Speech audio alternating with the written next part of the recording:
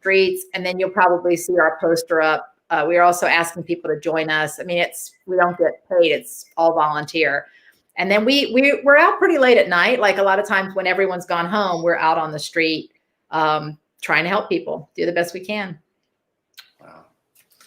It's fun. And you see parts of the city. I'm sorry to interrupt, but I will say, like, going back to our conversation, you end up seeing parts of the city that you never would see if you were just doing the daily grind, or like, oh, I like to go to Soho, or I like to go to Brooklyn.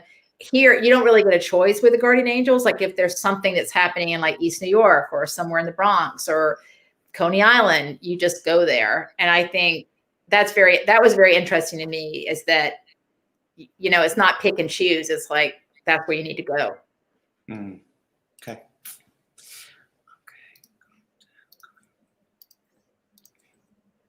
If they asked you to patrol your neighborhood, would you? If they asked you to patrol your neighborhood, would you do it? I think I would. I think I'd want to take a self-defense class first.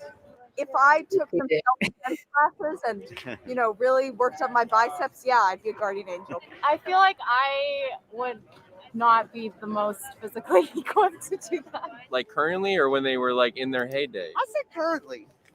Would I be a guardian angel? Yeah. I don't think that I would. Maybe, but also being a girl is kind of hard. Yeah, it would be scary walking around here.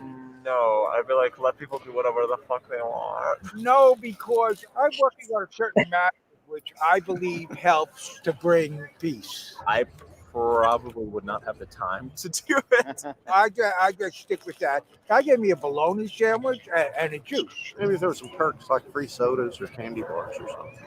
I hate to be this person, but there's an app for that, and it starts with a C. I can't remember. Citizen.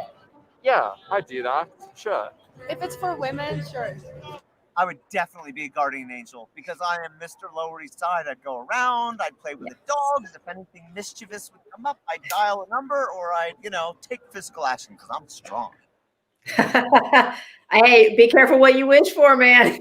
I know. I'm going to have you out there walking around with us pretty soon. I think I was just showing off. I don't know if I'd take physical action. I guess that it's just to be, I don't want to say intimidating force, but a group of people that are representing where you're keeping someone from doing something because they don't want to suffer the wrath of your discipline. I mean, and I will say we do take self-defense courses, and we're trained by people that have been in the group for a long time. So a lot of times we'll have somebody who's been maybe since 92 or something, and he or she will come out and show us techniques. So in order to be in the Guardian Angels, you have to learn certain things. But we also are trained in like de-escalation. So you'd be surprised, like if you tell people to stop doing things, sometimes they stop doing it. Mm-hmm. I mean, all it takes sometimes is like, stop doing that, or can I help you? Are you okay? A lot of it is that.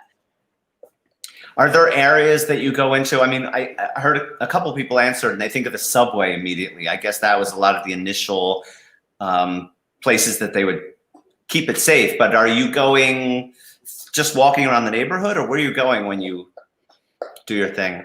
Everywhere. But I mean, especially, okay, so last night I was out, let's see, what's today? Yeah, I was out last night. God, really? Tuesday? Anyway, I was out last night because someone got pushed on the subway tracks at 59th Street and 3rd Avenue. And I think they caught the person that did it. But, you know, we're there to also tell people something happened, keep on the lookout, you know, like be safe, be careful. So in that case, we went down to 59th and 3rd. But, you know, things pop up all over the place. You just never know. And the subways right now. Yeah. A lot of people, you know, it's January, so a lot of people are seeking shelter in the subways, and the police can't be in every place at once. And sometimes you have people that are disturbed or having issues, and or some people that are just down there, like just hanging out, and you can tell they just need a place to be where it's warm. And it's funny, last night we saw a guy holding a hedgehog, and then later a woman holding a full-size white cockatoo. What? Yeah. And so you never know, of course, but, and, you know, we chat and we stop, and we're not trying to be like, oh, we're some kind of militaristic force. Sure. But if something's going on, you know, we'll go immediately up to a person and say, like, do you need help?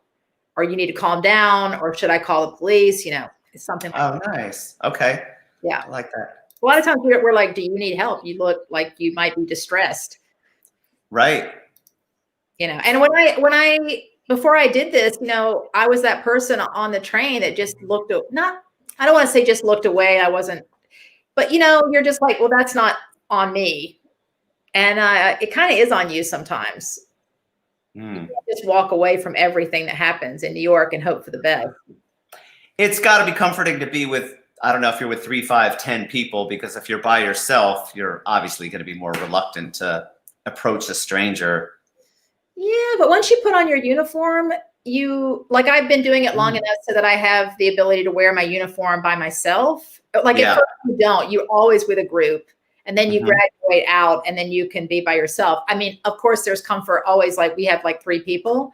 Yeah. But I've definitely walked up to people. One time this, can I tell you an anecdote about? Sure. So one time I wasn't wearing my uniform. I was in my regular outfit of art lady, and I was on the train and I was holding all this art stuff. And this kid was like, look out the window, and outside, you know, where the trains come together and there's the chains. Sure. Outside the train, like where the trains connect on the little platform. There was a kid out there, and he was climbing up onto those chains. Like, I don't know what he was doing, but it looked very bad. So he was going to climb out, and this kid was really scared. And then I was standing there and I was like, oh, that's too bad. And then I was like, what am I saying? You know, like I'm a guardian angel. So then even though I wasn't in my outfit, I opened the doors to the 2 doors, reached out and grabbed that guy's leg and just yanked him down to the platform, the metal platform. And then he was really frightened and nervous. And then I made everybody in the car like slam the door closed so he couldn't get in, because then he was very agitated. Yeah. And he ended up going out in this other car. And then I told this guy was like, why did you do that? And I'm like, well, ordinarily I'm a guardian angel. And I felt like I can't just be off duty and be like, I guess if that guy's going to kill himself, I'll just stand here. Wow. Yeah. You start doing it, you know, like you do feel the need to like take control or do something in a situation. If you can help in some way. I mean, I didn't have to. I imagine it builds up your self-confidence too. That if you do it in a group, that you're more apt to do it on your own. I don't know, maybe not. Yeah, but I think that I just think that after a while, just to stand by and watch something happen, it becomes almost inconceivable whether you're wearing your beret or not wearing your beret. And I had another member say the same thing. Like he saw this big traffic jam and things were getting really heated, and he was just on his regular whatever.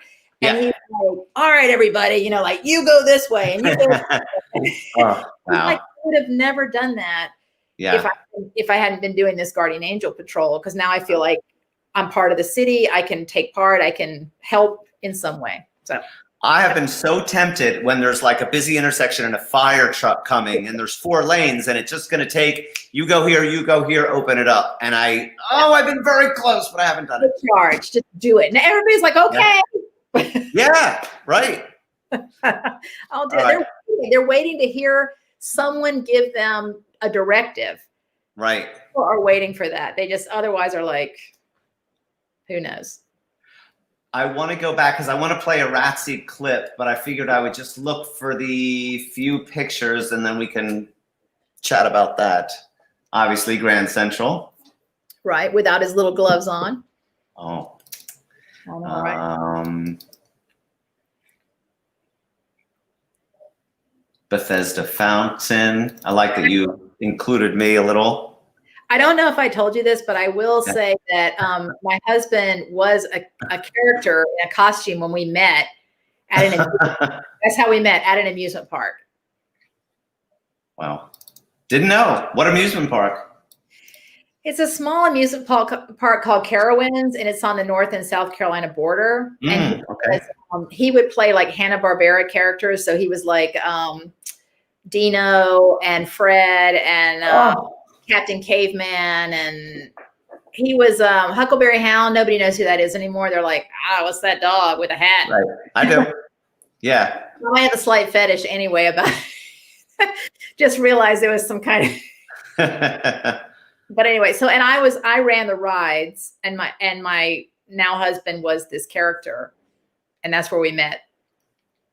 How about Underdog? I don't know. Here Yeah. he comes to We had Underdog. I don't think he played Underdog, but we had Underdog. Okay. I mean, I grew up on that stuff. I'm sure you did too. I mean, the Flintstones were one of my favorite. Down, Dino. Down. Bam. Bam. Okay.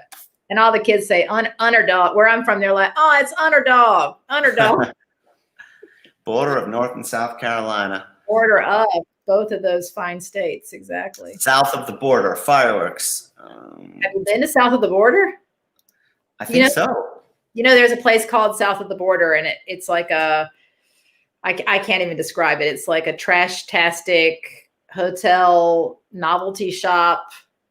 I don't know. It's hard to explain. Whoever out there, you know, like look it up on the internet. It's crazy. South of the border. I always think of it in terms of fireworks because you see giant billboards as they're coming down I-95. Exactly. They sell fireworks, and it's pretty politically incorrect because they have this stupid mascot I'm not even going to go into.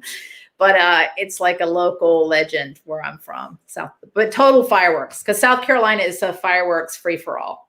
Right. I think if anybody's ever headed down 95 from North to South Carolina, you're going to see the billboards. They're cute. It's like a Mexican man or rat, and they're all very colorful. Yes. That's where we light up our joints. Oh, south of the border. Let's go. Colorful is right. That's for sure.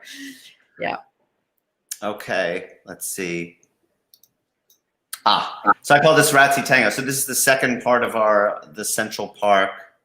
Okay.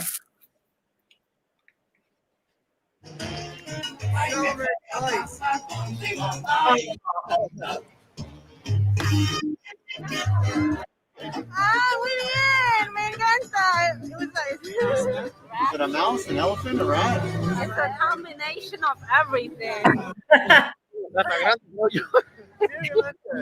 En serio.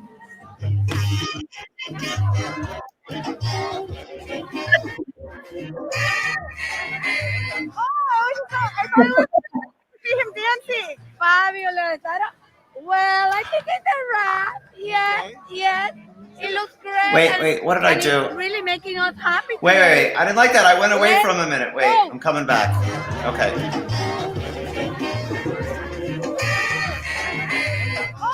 I thought it was really nice to see him dancing. Fabulous. Well, I think it's a rat. Yes, yes. It looks great. And really making us happy today. Let's vote. Beautiful. We need more things like that to really Just happen. imagine if every rat could vote. Oh my God. That's what I want everybody to vote, whether they are right or not. I love it. Yeah. By the way, the gentleman behind her is dressed so beautifully. I love his whole thing. Yeah, I love seeing that. I need to remember that because sometimes Ratsy is unavailable for public appearances. Yeah. And then I just show him that clip, and then he'll get all fired up because he loves doing it. Like the same thing afterwards. He's like, that's just fun. Like dance around and meet kids, and yeah, loves it. That's nice. I think I'd enjoy it too. Once you get a full body costume on and you can do anything you want to and no one knows it's you. I mean, yeah, I guess one has to be on their best behavior though at the same time, because you're like, that animal bumped my kid's leg or something. I mean, I'm sure. I have to say, because okay, I don't want to give away who's in Ratsy, but let's say that Ratsy has had prior experience that relates to the story I told earlier.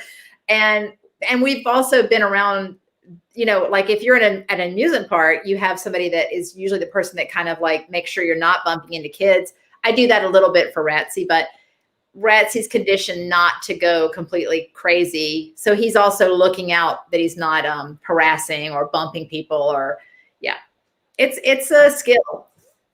Yeah, I imagine so. So along that theme, I decided to ask people if they were to be an animal that would entertain people, who would they be? I think a lot of people in this question naturally, understandably thought, well, what animal do I like? Like, I'm an entertainer of kids. They're like, I feel like a bird. So it's more like their spirit animal, if you will. But Okay. whatever, it was good one. And I think I give a good answer at the end, which I hope isn't, it's a little, well, we'll find out. Let's see, animal 2. To entertain people outside, what would you dress up as? My first thought, I'm like, I want ears and I want a little tail. I also want ears. I'd probably say panda. They have like cute small ears, That is- and they're so fun and like round. That's sweet. I Yeah. You'd be getting a lot of hugs. Exactly, love hugs. Rabbit, bear. Okay, my vibe is bear. My vibe is like brown bear. Okay. Yeah, that way I could still wear this puffer, little ears, Yeah. little tiny tail. Kangaroo. 100%. Wow. I could put Oh. my dog in the pouch. Wait. No. I'm gonna have a great answer for this. A shark Oh, okay. and hide in the fountain with the Hide in fin, the you fountain. know, Yeah. with the Jaws theme just blaring in the background. Oh, a Joey. I would be a baby kangaroo, and I'd go in her pouch. I'd dress up an animal. Yeah. I would probably be like a duck. Mine would be an otter, just because I love otters so much. I know a fun fact that they hold hands when they sleep so they don't drift apart, so I really like that. Like a junkyard raccoon. Is that going to make kids happy though? Yeah, you're friendly. What the hell would I be? I don't know. A squirrel, maybe? A monkey. I do a good monkey. I do more of an orangutan. though, Yeah. That kind of. A gorilla. And I think I might be done with this interview. You know, on one hand, I'm a dog. I'm a bull terrier, and that would be fun. But I think I could do better. Maybe an octopus, and I'd slither along and make people nervous, and then kids would be happy. And they'd pull my suction cups. Probably like a corgi or a chihuahua or a dachshund. I'm like short and kind of strange and brown, so I feel like those things match. Oh, I didn't end with me for once. I said that and I was like, oh boy, well, whatever. I like the word suction cup. Octopus would be great. That's one of my favorite animals. So I think that if a kid saw a lumbering, colorful octopus coming at them, that would be really cool. Yeah, that would be a tough one though, because it's like, what are you gonna do? Are you crawling somehow? You're in a ball and you've got tentacles. I mean, to do it right, you really gotta do it right. I I imagine. think your feet would be sticking out the bottom as 2 of your arms, and then you have sticks. I don't know. That's a tough one. People would start pulling on your arms. Maybe it'd be difficult, but Yes, I would see a lot of that and trying to rip off the suction cups, as I previously said. exactly. It's a tough gig. Yeah. I imagine it's funny because if you're an animal, you want to make a noise. If I could do something, I feel like, but Ratsy's silent. I'm thinking of the Philly Fanatic is silent. I guess typically animals in costumes don't talk. Even you're right, your Times Square, your Mickey Mouse, Right. They don't talk. I mean, and sometimes their handler talks, which is a funny concept that you have this. It's almost like a ventriloquist or something. I never really thought about it. Like when I did Ratsy, I was like, should Ratsy talk? Should he interview people? Should he even have a microphone and say like, I'm Ratsy, what do you think? But Ratsy insisted on silence. And I think that's the great tradition of dressing up in this costume that, you're all things to all people, I guess. Yeah. Don't give away the magic by blaring out like, hey, all, I'm Ratsy. All right, I want to go to, because I feel like there's some things of your artwork that we haven't discussed, and I am hoping that they're in our Lightroom. So I'm going to, normally I blaze through, but especially, maybe we can just go, I'll jump around a little bit and you can tell me what you're doing and what's going on. This is a limited edition of an axe that I created with Meissen porcelain, and Meissen is in Germany. It's near Dresden, and it's the oldest. It's the original porcelain making factory of Europe, and it's incredible. And the people that work there are master craftsmen. So I had a residency, and we created these axes because it actually makes sense. Like I'm also interested in weaponry, like I said, knights and I wanted to create something that Meissen does very well, which are these flowers that are handcrafted. Like each petal is crafted. So I was there for a while, and I continue to do things with them. I love those guys. Wow. Nice. Very nice. You must be very good with your hands. Well, they were good with their hands as well. And their hands are better than my hands. So yeah, it was great. But in looking at a lot of your stuff, you're using materials. No, this is performance. I'm sorry. So I guess this is someone else in a spider web or. Right. Like I created this chain. This is a chain web. And it's a kind of it's actually a performance about coming to New York and transforming. So it's about transformation, but it's kind of in a witchy environment. But it's kind of about the innocent person that comes to New York and kind of changes, and the two halves of yourself, of the before and after. I mean, I won't go into that much detail, but this is a friend of mine, Cindy Butt. She's an incredible dancer, and she's a Buto dancer also. And she's very deliberate and fantastic of a dancer, like really talented. And so she played this witch character, and she, you know, her hands are dirty and her hair is this long witchy hair. She's amazing. So that was a couple of years ago, I guess, in New York, Lower Manhattan. That's interesting because you were talking about before about going away and coming back and how the city changes, but obviously people come. Boy, if you're coming from Nebraska and you're enthralled by the big city, all of a sudden you might be, oh, I was a transvestite and gay and now I'm in S&M clubs and I am letting my thing fly. Or conversely, maybe you thought and all of a sudden you're just, holy shit, I can't afford it and I'm in a tiny room with 5 other people. So yeah, everybody's experience coming to New York is going to change. Yeah. Yeah, for sure. I mean, if you don't, there's something wrong with you, just because, and even people that maybe, like you're saying, kind of flame out after a while or have to leave, they're still always going to tell people they lived here and that, you know, that did something to them. So yeah, I'm really interested in that idea, especially since I came and then left and then came back. Do you talk to people? You meet someone at a party or on the street and they're from somewhere else, and do you just engage and say, man, how has life changed for you? Or where did you come from? Are you an engager, just interested to find those things out? I am more now. I'm that person, like, if I sit down on a plane, I'm like, no. And then my husband leans across and is like, so where are you going? You know, which I absolutely hate, but I probably engage more now. And I mean, I have a kid, so that kid, my son Max, everybody who knows him knows how social he is. So yeah.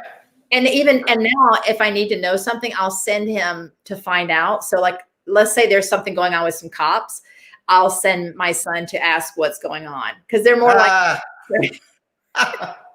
So now he's my emissary to New York City. I'm like, go ask him what's happening over there. That's great. I wish my parents had done that to me as a kid. That wouldn't have happened. That's nice. He is something else. And he has, like, I would say he considers his best friend this guy that runs Kaufman's Army Navy store in Times Square. Yeah, yeah. So he likes to go there and hang out and look at Army Navy stuff. He's a little city kid at this point. Does he take after you or your husband, or is there a combination? I mean, I'm more social now. Like, I'm more of an extrovert that was an introvert. And I don't know. He's just very talky. He's like, he treats us, he used to treat like a subway car, like a cocktail party. You know, he's like, over here, asking what's happening there. People would give him candy. Wow. Good for him. That's nice. Yeah. Tell me what we're looking at here. These are 2 separate works. They're very, very large watercolors. They're probably like, I don't know, 6 by 4 feet. They're 6 feet long, and they're super, super detailed. And as I always say, like, the one on the bottom is more this dystopian landscape that I'm talking about. So people making this new world, you see like kind of a queen figure and this skeletal relic, and you see this monument that's been tipped over. And so they're kind of in this future world. And then the one on the top, again, I'm always interested. It's like 2 reclining warriors. So like after a battle, you have her arm, it's hard to see, but her arm is bandaged and bloody, and they're kind of reclining after this big conflict. And then at the bottom, there are all these women that are running around and they're trying to rebuild the world. Like, there's a desk with a telephone and papers, the kind of the mundane things you do when you have to build a new world after you know. I'm always interested. I worked in lots of offices, and I'm always been interested in this, like trying to maintain order through kind of these regimented things that you do that almost are silly, you know, like filing, paper, copying things, you know, having your coffee. And so if you look closely in the detail, you'll see people drinking a cup of coffee, things Mhm. like that. Taking photographs, Wow. relaxing. And I also like, not to plug this, but I have Sure. there's a book of my work. You can find it at the Strand, and you can Uh-huh. find it on Amazon, but it's like a hardback book. Now I'm thinking, is it called Ain't We Got Fun? Yeah, I think it's called Ain't We Got Fun. Wow, I'm just scrolling through a little bit. Where do you see, is this something you'd like in somebody's bedroom, in a hotel, or in well, obviously a gallery, but it seems like the bigger the better, because then we can walk up and notice all the details, all the things that you just said. The one on the top was just in a show fairly recently, and the one on the bottom is sold. And the one on the top technically sold also, but it has, I don't know if whatever, I'll just say this. Somebody wanted to purchase it, and they wanted it for a public art collection in a bank. And she's smoking. And even though she's also nude from the waist up, you can see her breasts. Yeah. When everybody got together to decide whether to purchase this piece, the problem they had was that she was smoking, not the nudity. Right. So actually, then they commissioned me to do a piece that was also had these warriors that not the exact same, it's a different piece, but large scale and not smoking. I think also with revealed breasts. Wow. Yeah, it's always that the smoking, and I use smoking as a way to, it's kind of like an outlaw gesture for me. Uh-huh. And for me, it also ties in with like modernist like thinking. When women started to be able to smoke, it was a big deal in the 20s. It showed if you were a modern woman or not. And so I use it as kind of this transgressive gesture, but people kind of get caught up on it sometimes. And I'm like, I'm not advocating smoking. I'm just trying to tell you that these are kind of outlaws. They're outlaws. So. Wow. Geez, if you can't have somebody smoking and art, my God, they're not doing cocaine or shooting up heroin. Well. Sometimes I think smoking to some people I don't, it's become so funny for people. Like I lived in Europe, right? So people never gave 2 cents about it. Yeah. I mean, people, when I moved, now there are more laws, but when I moved to Europe, people were eating in a restaurant, smoking, eating, drinking. I mean, our clothes smelled like cigarettes for like, I don't know, 5 years straight. Sounds like Vienna, Barcelona, the big cigarette cities. Yeah. Well, and Germans, they smoke a lot. I lived in Berlin. So there's, tons of smoking club. And my husband was a DJ. So oh, wow. We're in clubs every night, just filled with billowing clouds of smoke. How did Germany change from the time that you were there? Because a lot of us have heard how Berlin exploded. Maybe it's already 10 years old, but the East Village of Berlin, and how artsy and creative and all the crazy things that are happening. Berlin likes the 1930s or something. So anyway, tell me about Berlin, though. It was. I mean, it's totally decadent, completely free, and it was an amazing time to live there. I mean, I lived there for 8 years, and it is whatever people say it is. It maybe more so. And when I lived there, it was a much freer time. Like now it's gotten a little bit more corporate. A lot of clubs had to close because they couldn't afford the rents, typical, just like New York. Right. But the thing that's great about Berlin is there's so little oversight. Like when I lived there, yeah. Here's an example, like a club that is on the water and has like a slope down to the water, and everybody, of course, drinking like crazy all day long because clubs close there at like 5 a.m. And then just be like a drop off that went into the river, no protective barrier. Nobody even asked about it. There's no safety measures for anything. And police presence, very low key. It's just a very free place. I absolutely loved it. Love living there. Why come back? I don't mean that to I think an expat, like either you, after 8 years, as an expat, you either stay there or not stay there. And we wanted to come back to America, but we go back like in the summers. We take my son there. I want him to have that experience. Oh, nice. Yeah. For like a month, and then we come back, and yeah. Trying to get him bilingual, sprechen Sie Deutsch, and is he going to learn German? He learned German as a kid. Like he was in an all German school, East German, no less. So he. Oh, jeez. Yeah.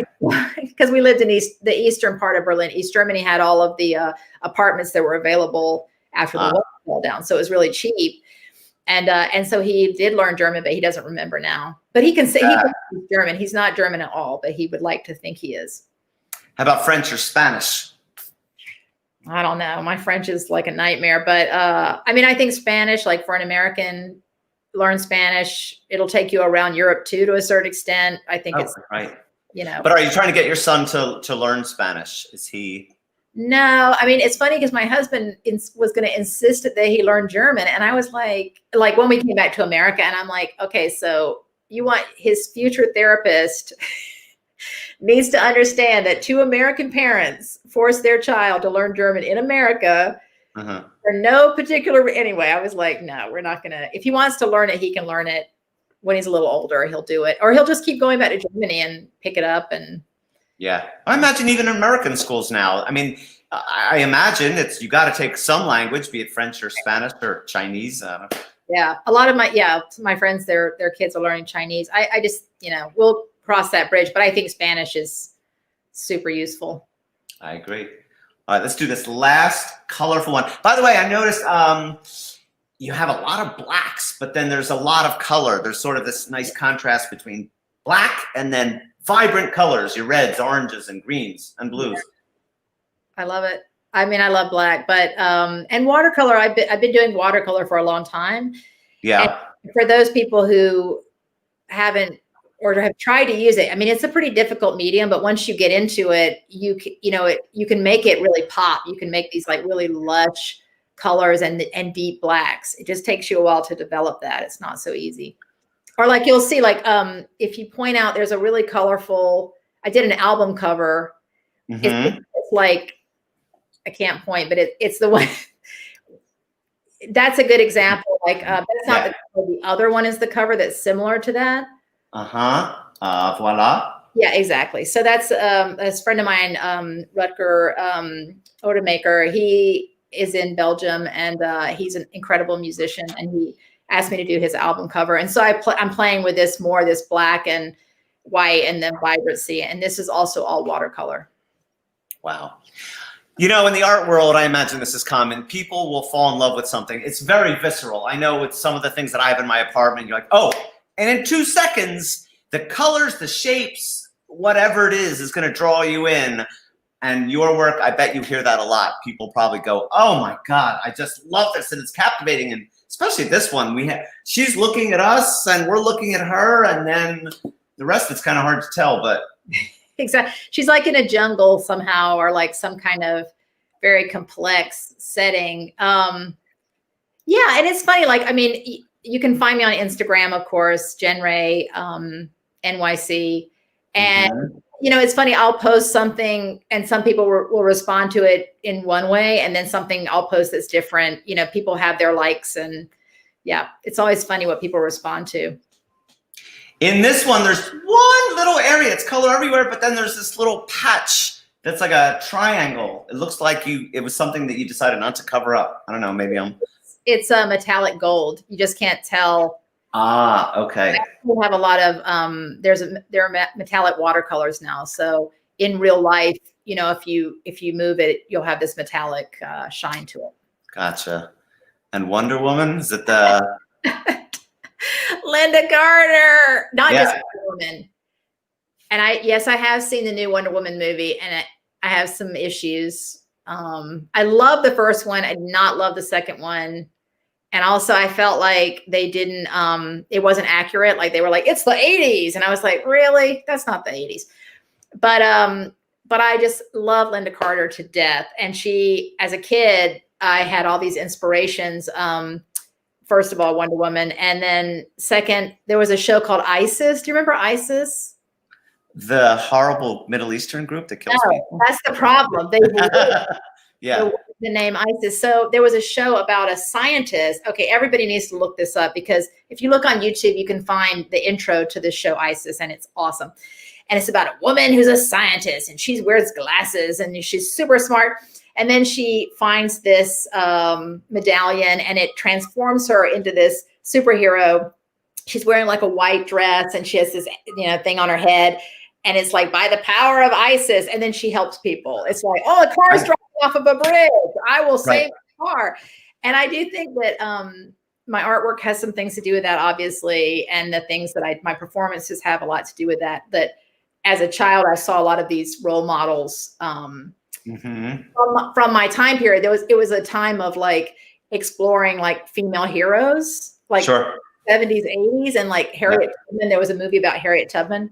When I was a kid, and I love watching that. And like, I think that's more with Cecily Tyson, and she's like running through the swamps. And so I feel like I was lucky because I saw these heroic women, and that's what my work is all about anyway. Mm.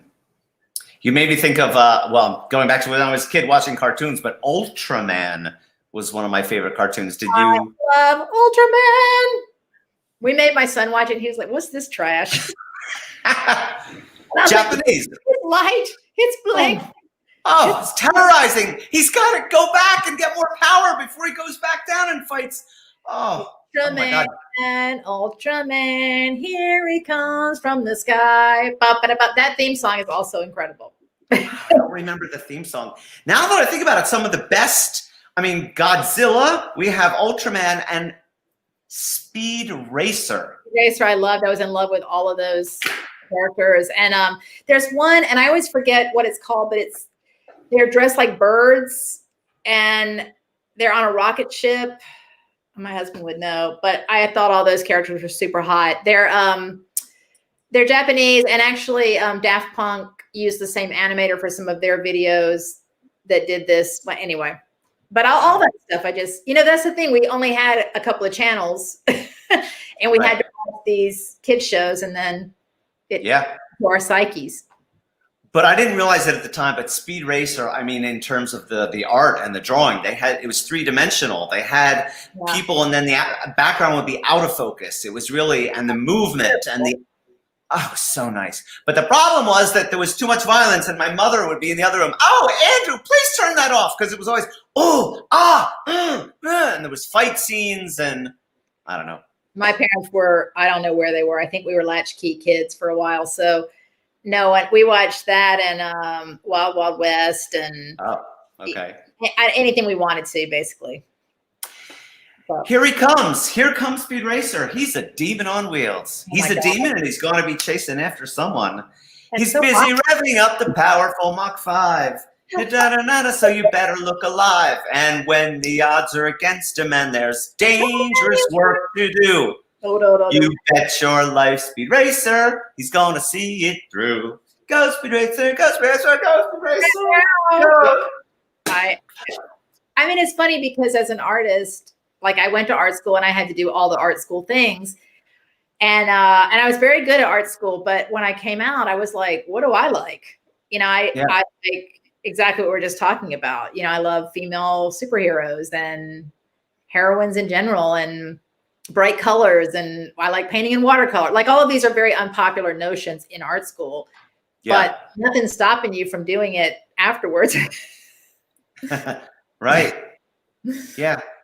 That's interesting. I guess I'm always bringing it back to myself. It makes me think of photography. You go to school and you get trained your eye, and there's class 1, 2, 3, 4, 5, and then this and that. I remember that I was such a good, I was a terrible student, but in photography I was amazing and I did really well. And it was basically me too. Two teachers that did everything, and you just kind of worked your way up, and it was the same thing. And then there was a class in Center City in Philadelphia that was Steve Berkowitz, and it was like art and photography. And suddenly my trained eye to see depth of field and this, it was like, how are you feeling when you took the picture? How is the subject feeling? Don't be so literal, like give me some emotion. And I was like, I think I got like a B- or something. It was really hard for me, but it just made me think of, because you get so, or maybe it's different in art school where you have to learn shapes and forms and how to do certain things, and then you're released into the wild, and like, as you say, well, what do I love, or what do I want to do? And that probably changes over time as well. Well, people don't do art. I mean, art school is notorious for people not doing it afterwards. I mean, I don't think there's any other college program where you kind of do it and it's very intense, and then afterwards you have to get a job, and a lot of people just don't do it. And I think, but I think a lot of it is also like, how do I continue this out in the real world? And nobody's telling me to paint that, stack of fruit or take that photo. And Yeah. And I had a real job too for a long. I mean, I've always had a real job, like a pretty intense real job, and then always have done artwork as I go along. So Good. My mother would be very proud of you. Okay. well, moving to Berlin, that's how I became a real artist, because you can live so cheaply there. It's nothing about America at all. Like, it's a whole different. It's like going to Planet Art. Wow. You're very poor, very free, and you just don't need that much. So I'm gonna Google Planet Art. It's too far away to do anything. No, I'm gonna Google it and see if somebody took the name. It's a good one. What? There's parties every night. This is before having a kid, of course. It's like, Really? well, my husband was a DJ, and I'll never forget when I was like 9.5 months pregnant. I was like, I'm here. I got backstage passes. I had like a Oh my God. like 3 in the morning, and this guy was like, "Why are you here?" Like, what? But it let me in anyway. I was like, "My husband's the DJ," and What kind of music was he playing? What's his thing? electronic. No, like a very, well, you call it like kind of hardcore. It's like boom, boom, boom, boom. It's really heavy, but then super sample laden with every sample you can imagine, from like disco to metal to classical, everything kind of in a blender, and then like very loud and powerful and wild. Wow. Yeah. I will have to listen. I actually worked for a company that was like an internet company with many TV channels on it, but I worked for one called, it was all about electronic music, which I didn't know at all. So I got a little versed in house, and then whatever trance and drum and bass, which was also called, there was another word for it. I really love drum and bass. Just that quick, that upbeat kind of thing. It's a little closer to that. It's a little closer to drum and bass.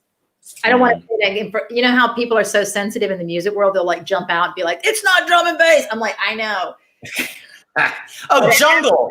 That when it first came out, it was called Jungle, right? Yeah. Which I had never heard before. And I went to a concert outdoors in New Jersey. There was this weird, like from 8 at night till 4 in the morning, Porno for Pyros was the headliner.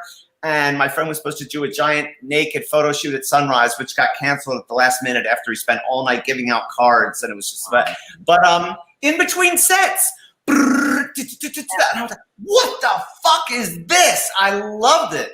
Yeah, so much fun. Yeah. Yeah. Good old days. Well, my husband, he has a record label. He still runs it. Like, he has another job, but he still is in touch, and he'll go back and do shows. He'll go back to England and do shows occasionally.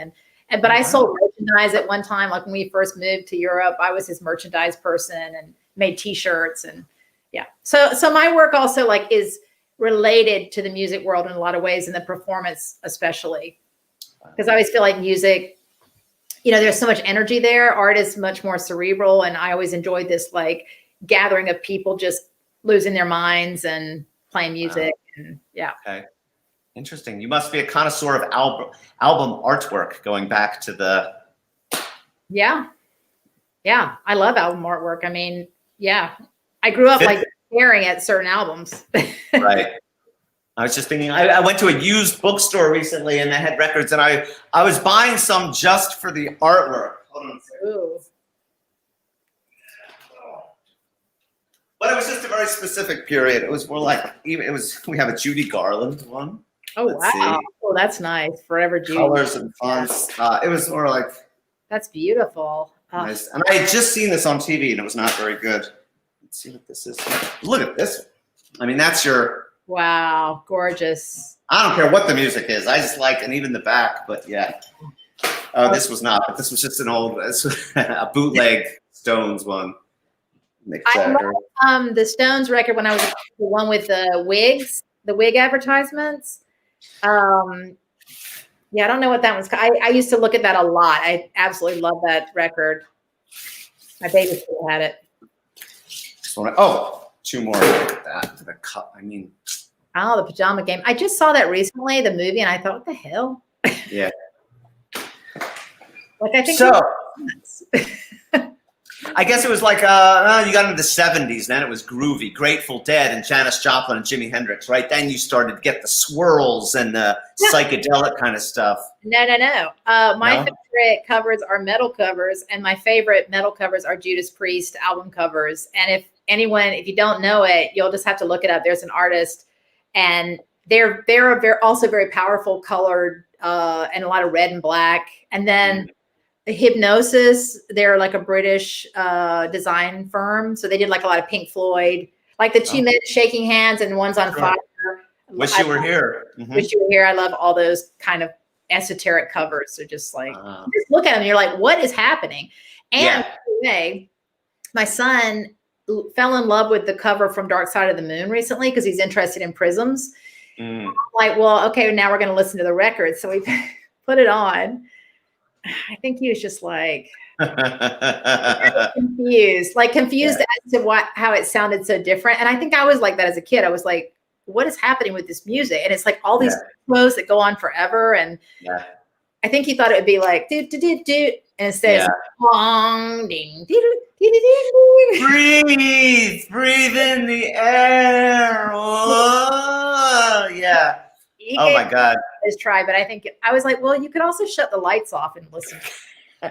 Here's a little roach that I just had from the other day. Just blow it in his face. It's kind of an acquired taste. I mean, when I first heard Pink Floyd, and all of a sudden something just kind of clicks. Similar with the Grateful Dead, and all of a sudden it's like, oh, I do kind of like this. And then you just want to Bob Dylan, when you hear him, you're like, what? That's Bob Dylan's that whiny voice, and you're just ugh. But I like Bob Dylan too. But I grew up, my parents were obsessed with the Beatles, so the Beatles were like, that's our family religion, basically. And then my father loves ABBA. He really was into ABBA. Yeah. A lot of ABBA around.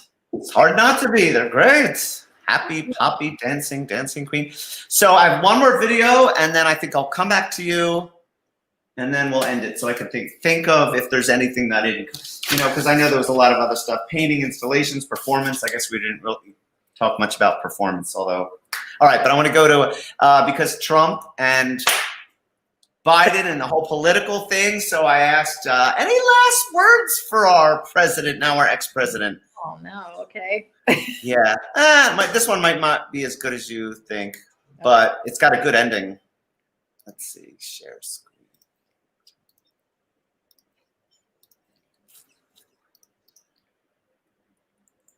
Any last to President Trump that you would like to say? Keep your word and never come back. Good riddance. Yeah. Give it to me. Peace out, fucker. I don't know. No, I don't know that man. I don't acknowledge. I don't acknowledge that one, unfortunately. Get out. Like it's been enough. I'm like, bye. Bye. Bye. Goodbye. Like, why do you lie? Huh? Like, what's your issue? What's your issue? It's like, we used to be the leader of the free world, man. We saved the world from fascism. I love America, but you fucked us over. I want to wish him good luck because he really needs some luck. And I'll always say history remembers you how it remembers you, quite honestly. My president has been Barack Obama since 2008. And then on Wednesday, my vice president will be Kamala Harris. Dear President Trump, my name is Nikki. I love you for your courage, how you stood up for the state of Israel, how you were nominated for the Nobel Peace Prize twice, how you brought peace between 4 Arab states and Israel, how you improved the economy. And to me, you're a Christ figure, and I hope to God they don't crucify you, and I love you very much. Beautifully said. Thanks. Listen, I don't think you do it on purpose. I really don't. But you're one of the worst people on the planet. And I just want you to know that before you go, because you're not well liked and you're going to go down in history as the opposite of what you're hoping for. So bye-bye and don't let the door knock.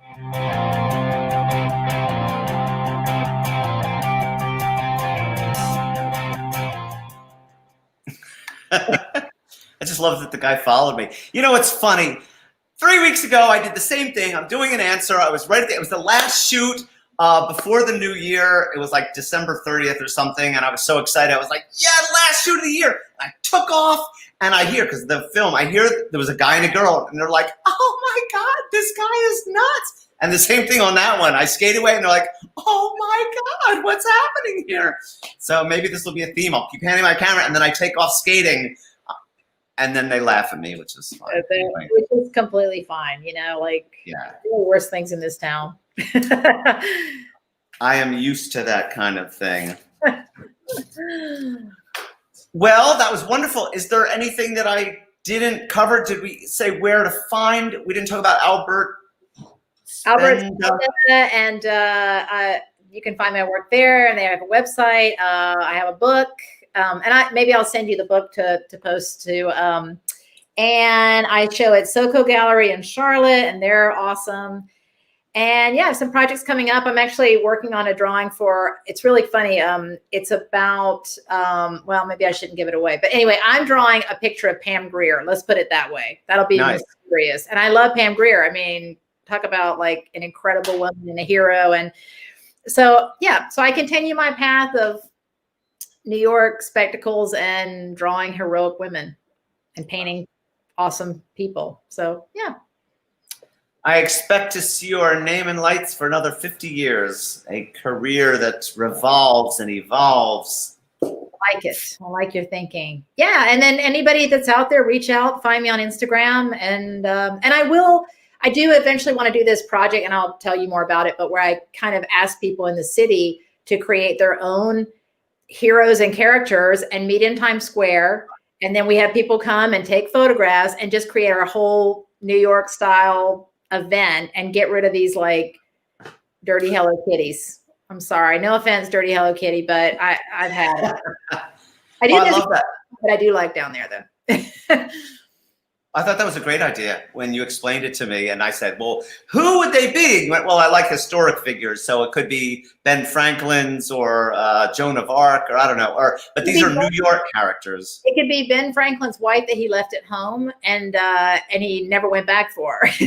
And she keeps writing these letters like, dear Ben, could you maybe drop back by? I know you're having a good time in Europe, but no, there's a ton of historical characters in New York, like from the 70s, like CBGBs. There's like amazing people that kind of led the punk rock fashion world and the music world that are women. So that, you know, there's that. And then there's back at the Revolutionary War times, there was like a woman who was a spy. Nobody ever knows her name. She's called like X.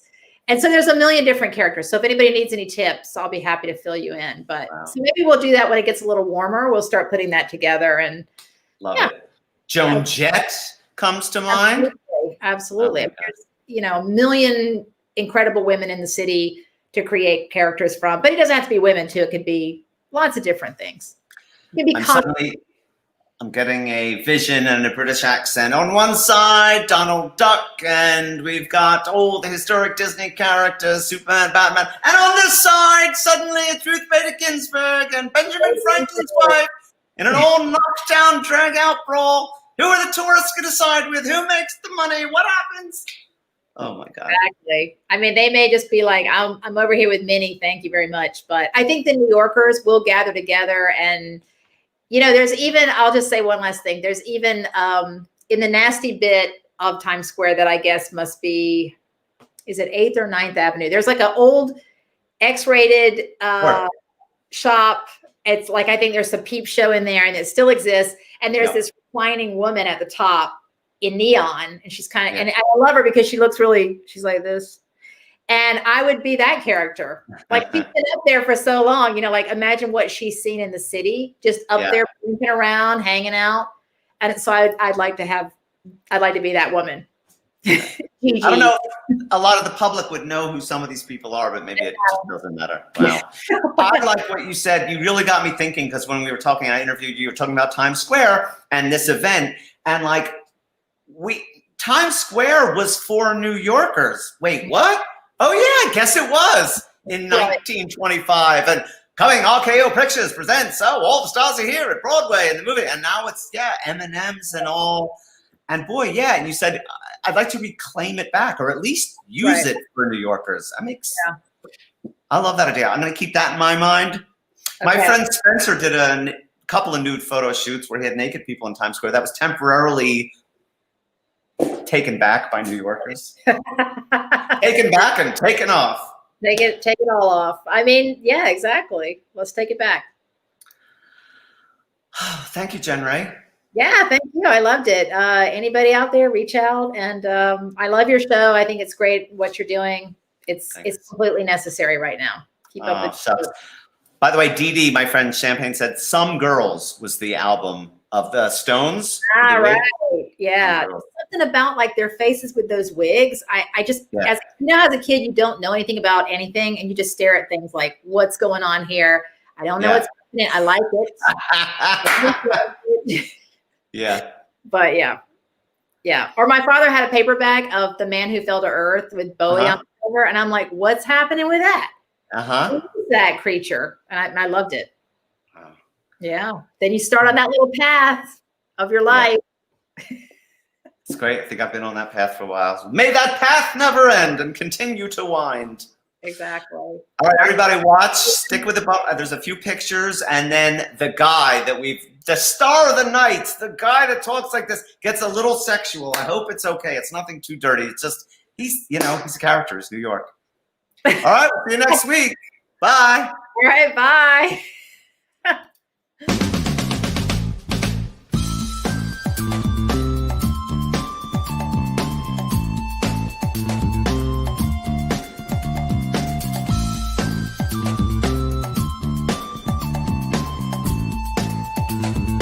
Get up. Let's do it for real. Ring, ring, 7 a.m. Move yourself to go again. Cold water in your face is gonna bring you back to this awful place. Knuckle merchants and the bankers too, who must get up and learn those rules. Riverman and Crazy Chief, one says sun and one says sleep. Now the AM, the FM, the PM too, turning out that boogaloo. It gets you up and it gets you out, but how long can you keep it up? I said, give me Honda, give me Sony. It's so cheap and it's so phony. Hong Kong dollar, Indian cents. So what would be your animal? What would you like Well, to... I'll just tell you from my own personal experience. I used to be an alcoholic. I was 15 years sober.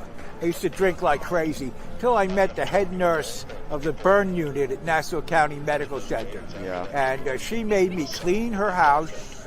She made me stay at her house. And she would fuck me in the ass with a strap on and play with my nipples and make me wear panties and spank me.